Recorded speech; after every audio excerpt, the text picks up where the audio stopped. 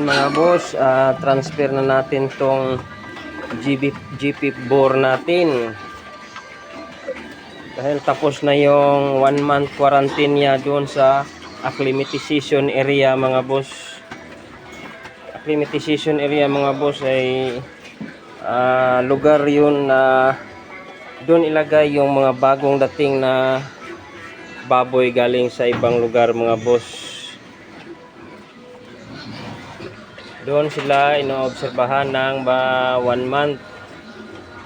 Kung hindi sila magkakasakit, tanggap nila yung klima sa lugar, or walang mangyari sa kanila, hindi sila mag-ubo, hindi maglagnat, hindi magtatai, walang sipon. Kaya ito mga boss, pasado na siya mga boss. Ito yung GP namin. Ayan o.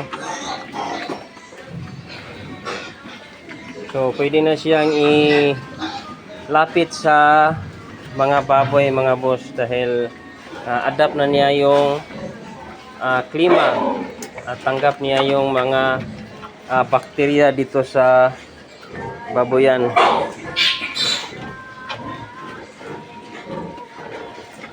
So susubukan na natin to mga boss na kunan ng similya.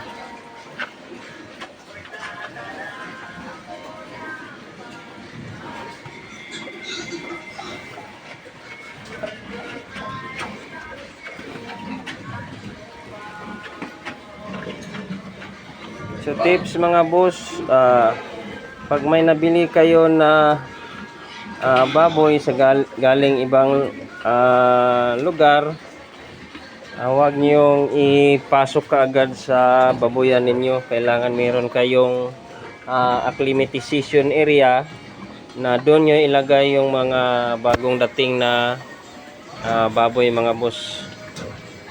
Dahil bawat farm mga boss may iba't ibang bakterya.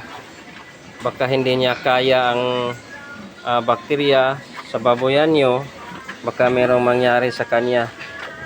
So itong bore namin ay pasado na, almost 1 month siyang na quarantine doon sa acclimatization area mga boss.